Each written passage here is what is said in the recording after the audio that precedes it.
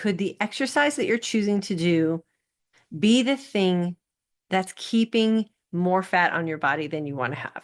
So as women, we are always told how we're supposed to exercise and what's good for us and what is bad for us. And I think for a lot of us, we get really caught up in that advice without thinking about how intimately we know our own body.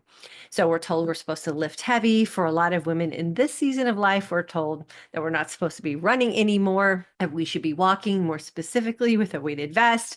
And that's pretty much the advice that we are given.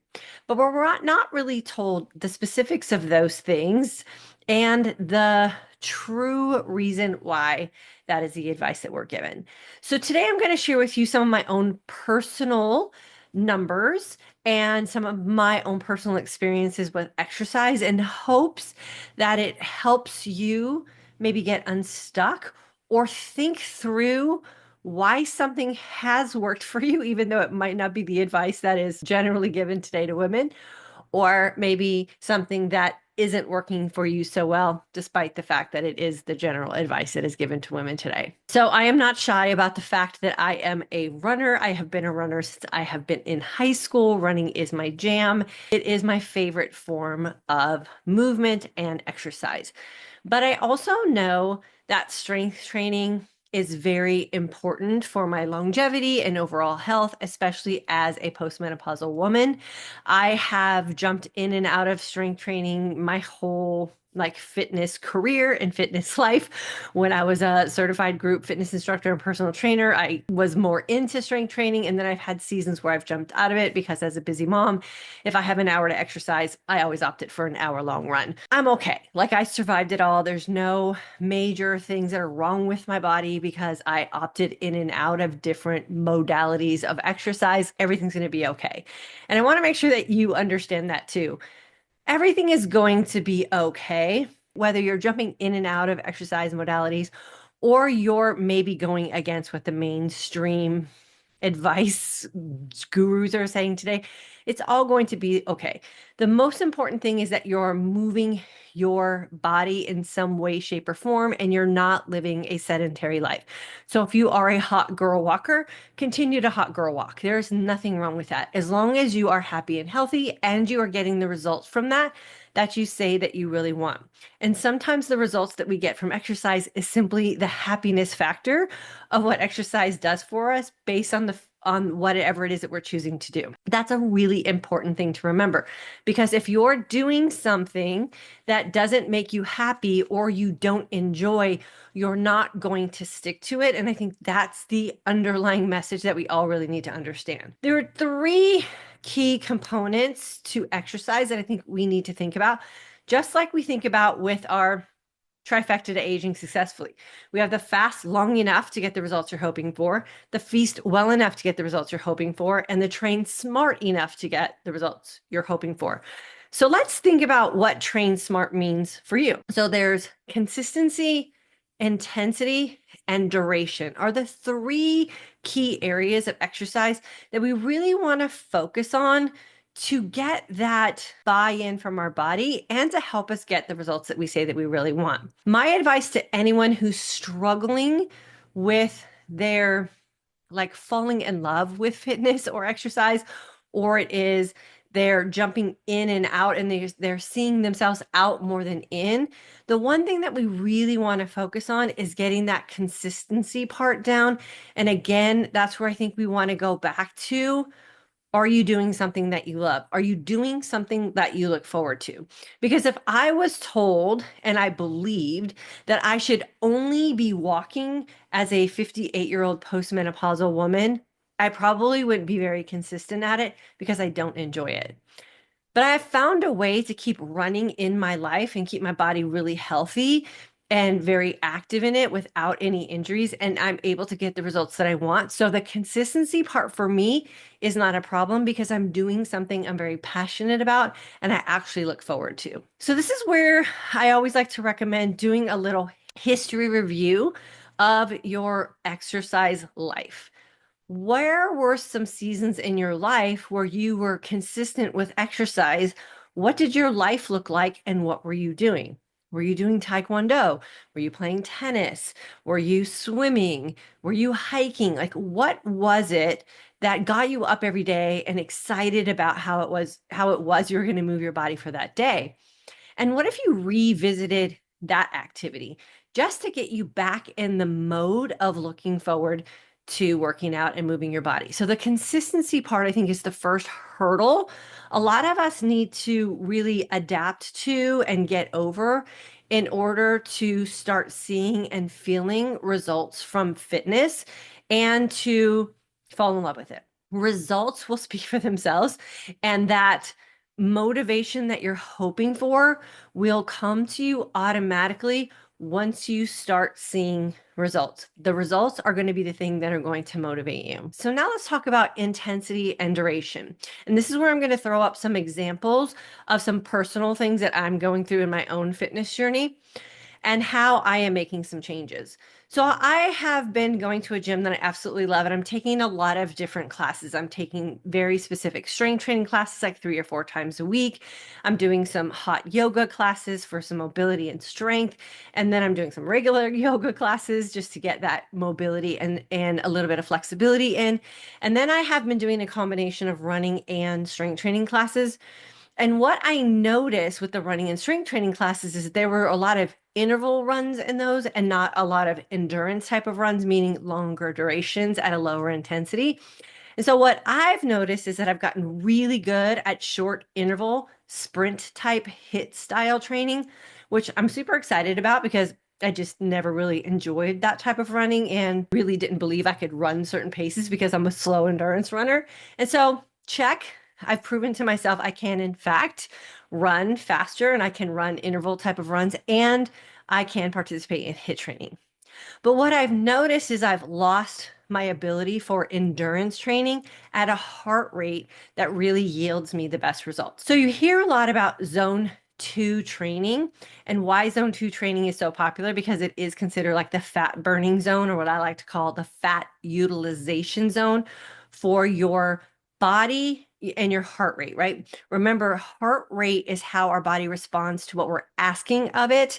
And depending on what heart rate you're in will determine which energy source your body is going to use to support the ask. So higher intensity type of training, which means higher heart rate response, is more of a glycogen or glucose response from your body. Your body's going to need energy quick. And so it releases some glucose in your system from stored glycogen, generally in your muscles when you're exercising. And that supports those quick bursts of energy that are needed for the higher intensity type of exercise. Lower intensity or lower heart rate exercises, this is where you get into the zone 1, zone 2, and I always like to say mid to low zone 3 is more fat utilization. You can work out at that lower intensity for a longer period of time. Your body knows after a while of you staying at that consistent low intensity type of workout that it's going to be able to utilize the fat you have in storage as the primary energy source, and it's going to just let glucose stay where it needs to stay in case we need it on demand. Oftentimes, with higher intensity exercise or a higher heart rate response, what you'll notice in your exercise session is you usually get a higher overall calorie burn. So if I were to go out on a 30-minute run and run in zone 4 for 30 minutes, let's say I'm in a race for a 5K and I want to win my race, so I'm going to go as hard as I can. And my heart rate response to that is going to be higher because I'm asking my body to do more. I will burn overall more calories in general, but not as many calories are going to come from my fat reserves.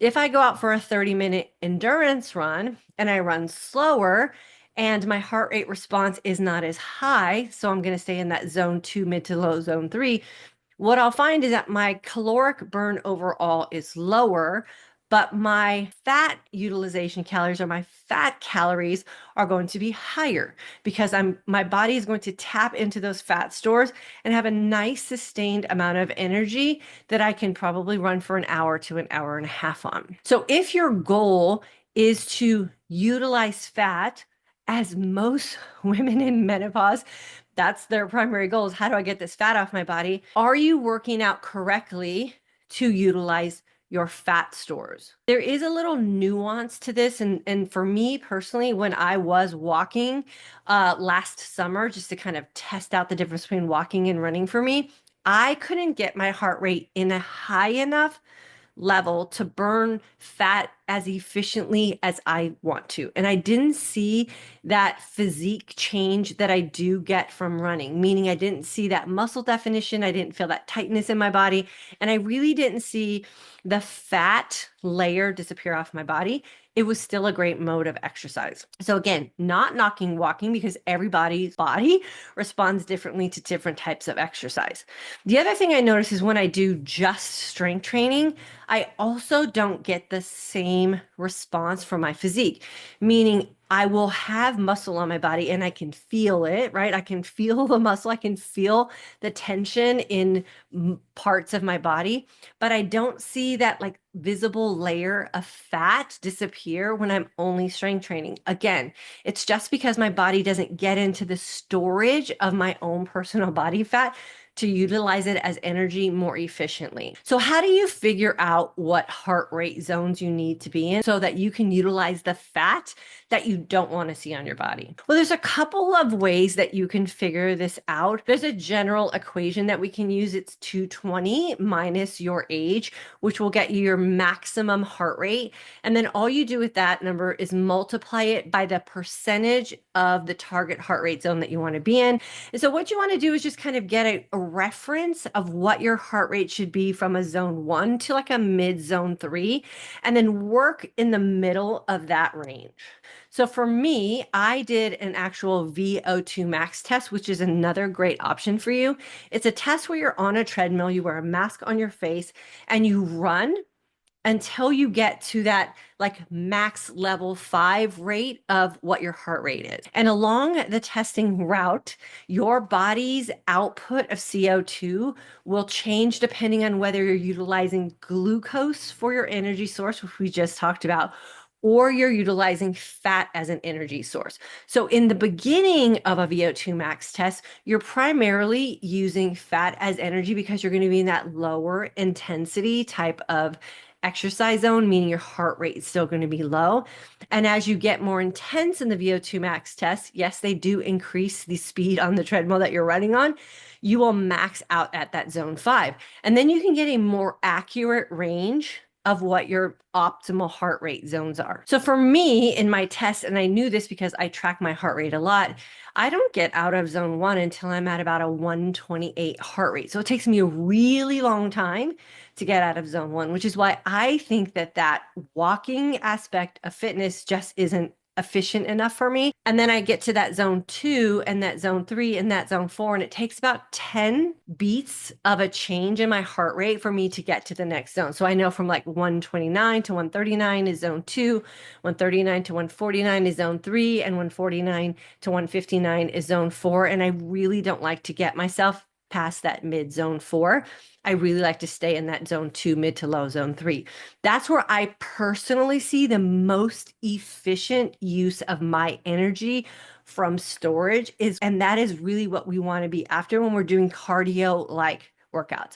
We want to be able to pull out of storage what we have available for energy to support what it is we're asking of our body. And the lower our heart rate is, the more our body is going to search for those fat stores to utilize as its most efficient energy source. So if you are exercising and you're not seeing the fat melt away on your body, I highly recommend going back and reevaluating the intensity and the duration of your workout efforts. Muscle burns fat, we also know that. And muscle keeps our body strong and will also keep your body from breaking down and suffering from any kind of injuries and hopefully some stress fractures. So you want to make sure you're doing some strength training. But if you're only strength training and you're lifting heavy, as everyone is telling us to do, but you're not seeing the results that you were hoping for, then you might want to mix in some lower intensity, longer duration cardio type efforts so that you can utilize the fat that you have in storage. And then the afterburn effect of having more muscle on your body will also kick in, and then you get the double bonus of the cardio and the strength training. So overall, If I want to get a high calorie burn, I would want to work out at a high intensity for as long as possible. But if what I'm after is utilizing my own stored fat as an energy source, then the most ideal place for me to work out is a lower intensity for a longer duration. And yes, I monitor my heart rate very closely when I'm exercising because I want to get the most bang for my buck. So the advice I want to have you walk away from today with is, are you working out correctly for what it is that you say that you want? Because where we put our effort is where we're going to get our results from. And so if you're not getting the results that you were hoping for, go back and look at where you're putting your effort. And there are endless ways to exercise in a way that can yield you the results that you're hoping for. You might have to get a little creative. You might have to do a little investing in some things. You might have to really sit down and map out. And like I said, do a little bit of retracing your past and think about where it is you found the most pleasure, where you got the most reward, and where you also got the most results. And then the last thing that I want to leave you with when we're talking about exercise, getting the results you want, and for so many women, it is putting on muscle while also utilizing fat as an energy source. You can run, you can do cardio type exercises and still maintain muscle mass. Remember, muscle mass is a combination of things also. You have to make sure that you are feasting, right, well enough to get you the result you're hoping for. So are you utilizing protein sources correctly for you and your body type and what the energy demands are of your body? Are you supplementing correctly? Supplementation is a puzzle piece so many of us are missing, and it does just simplify life and get you to that result so much faster and so much easier. It takes a lot of the guesswork out of things. And then are you putting your body in a modality of exercise that will help you utilize the stored fat you have as an energy source? Remember, fat is energy. We can store it or we can utilize it.